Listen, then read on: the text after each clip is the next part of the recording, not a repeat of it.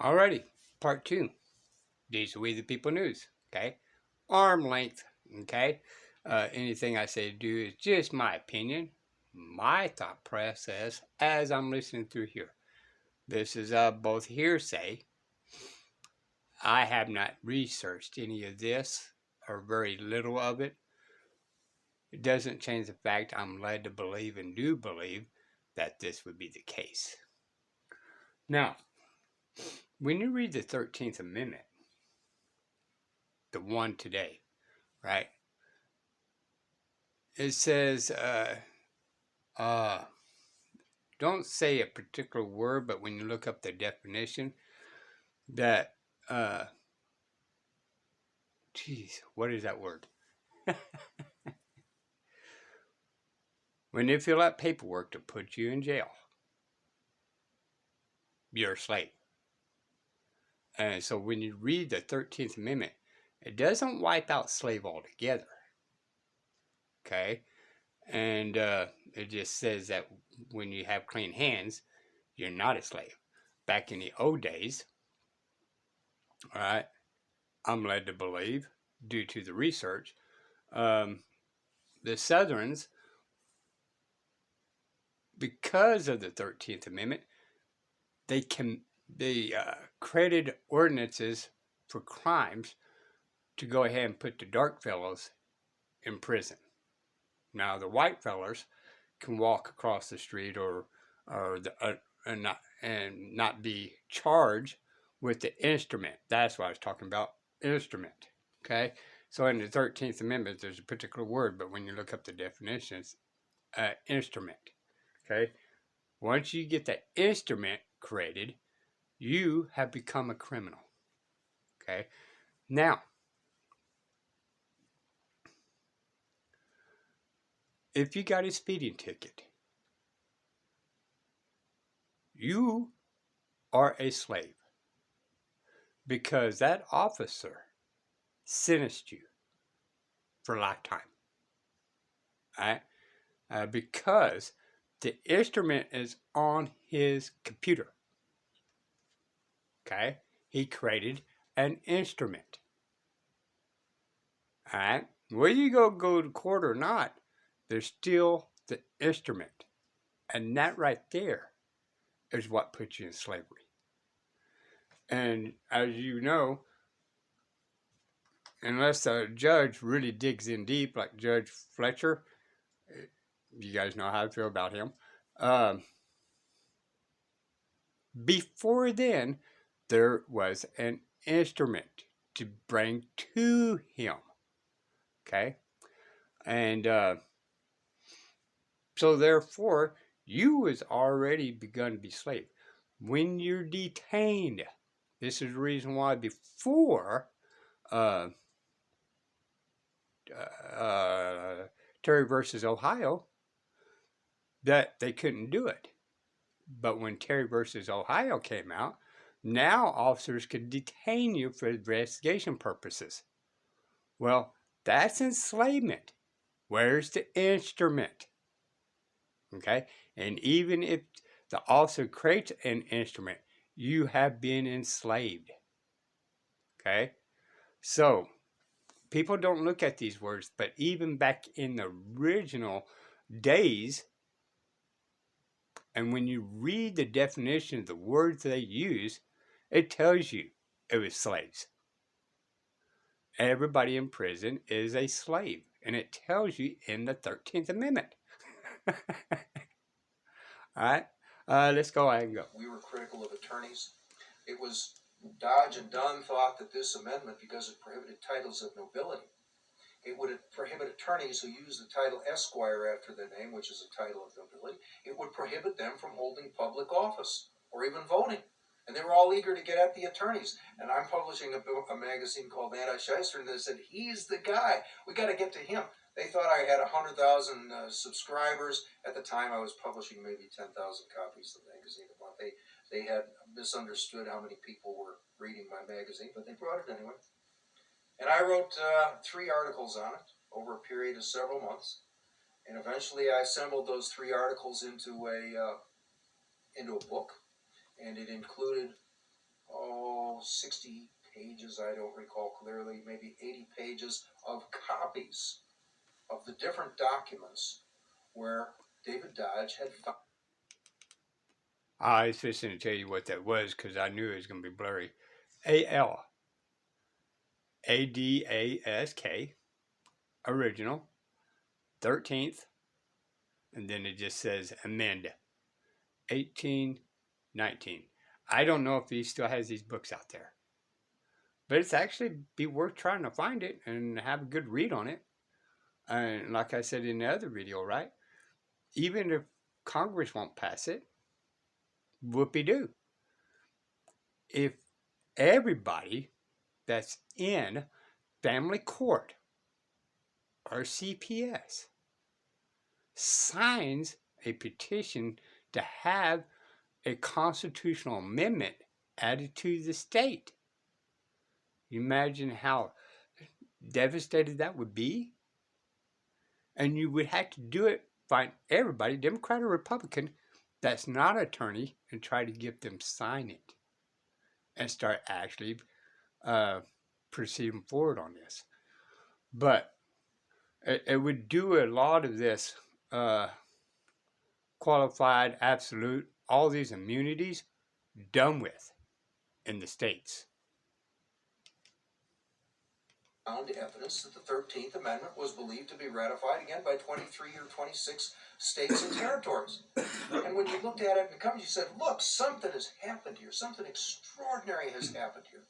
Because if this was simply a mistake that propagated for at least half a century in this country, imagine you have you got 26 states and territories are publishing books that say, this is an amendment to the Constitution, and it's not so.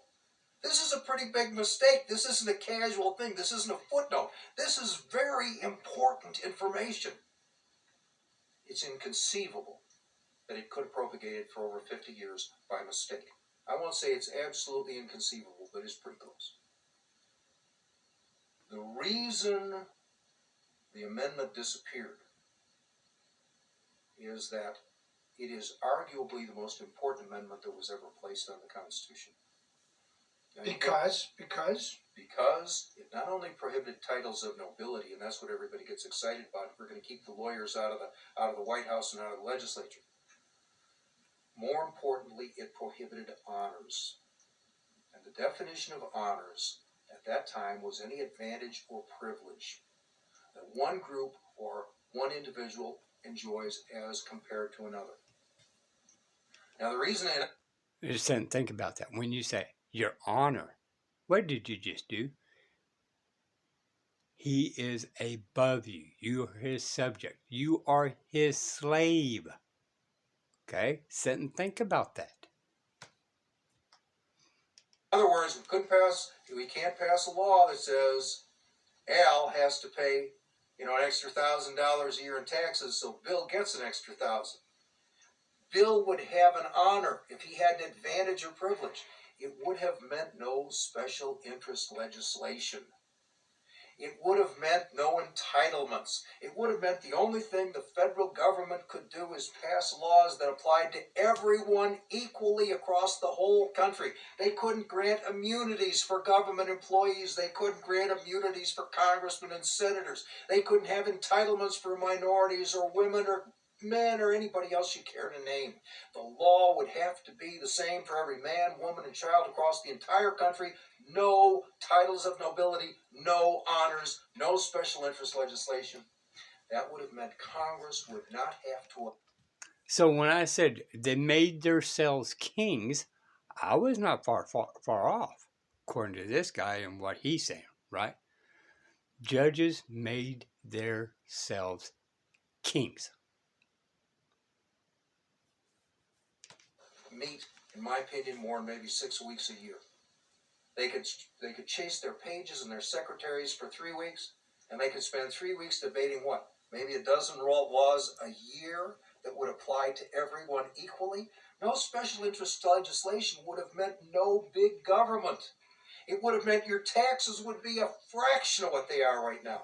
If the government can't... We would not have a 20,000 page letterhead to pass a law. Y'all sit and think about 20,000 pages for a law? That's absolute vague and ambiguous, absolutely. An average man or woman could not understand this. Therefore, it cannot be done. But because they're sovereign citizens, and I use that word loosely, because the 1940, but since it's treated bad, just saying. Use their special interest legislation to divide and conquer and take something from this group and give it to that group, the government really doesn't have much to do. So it's part of the reason why I say this is so important. Over time, a few years after Dodge went through when he did the original research, then we wrote up these articles and published the book and got the information out. A bunch of people jumped on this. A bunch of people. I mean, it was David Dodge and Tom Dunn eventually just kind of bowed out, and they turned the movement over to some other people, primarily out of Arizona. And again, I can't remember his name. I should be able to, but I haven't talked to him in most of 15 years, probably 10 years at least. Don't recall his name. Did some spectacular work. They tried to compel the government to admit that this was a valid amendment to the Constitution. Government stonewalled at every instance. They said there's no proof, there's no evidence. David Dodge went back to the same archives that he first visited back around 1989, 1990, where he first collected his information. He went back about 94, thereabouts. He went to the same archives, and every place he looked where he had previously found the evidence had been removed. So if this is true, does it even had to be any government officials doing it? Or could have been a self-interest attorney that heard about this, went into the archives and stole it. And maybe that attorney kept it, and some family members today has it. So if anybody's up in Maine and had family members that was attorney or anything in this time frame, where is the evidence? All right, government would take it and kind of stash it away, or maybe even burn it, shred it, or whatever. But I am led to believe that the history itself, an attorney did this, they would keep it and maybe sell it, or pass it on to their offsprings to maybe sell, or just for decorational. Hell, it may be on somebody's offspring's wall. Someone had studied the articles, someone had studied what David Dodge had reported, someone in government was paying attention, and they went to each of these archives and they removed the evidence. And the misfortune on all of this is that Dodge, when he collected these samples, these copies from all, I must have had a stack this thick of documents, photocopies, just a page or two from these documents where they had said, yep, 13th Amendment's real. None of them were certified. You look at them and you can see. And that's why I said them lots of videos back. Try to get documents that's certified, especially if you want to use it against them in court. You can see they're books, all right? It's not just something they weren't digital. This was before the internet. They were photocopies. They're books. You see the shadows on the books. You see the old type fonts. There's no question. And I actually went to my court and went into the law library in the court, and they was actually gotten rid of the old books. And I am led to believe, and do believe, by getting rid of the old books, they photocopied it and put it on a computer of what they want us to know. Variety. This isn't fraud. This isn't this was not contrived. This was real. But the evidence has been removed, and I don't doubt the reason it's been removed is that, again, this was certainly one of, if not the most important amendment that ever appeared on the Constitution. no special interest legislation.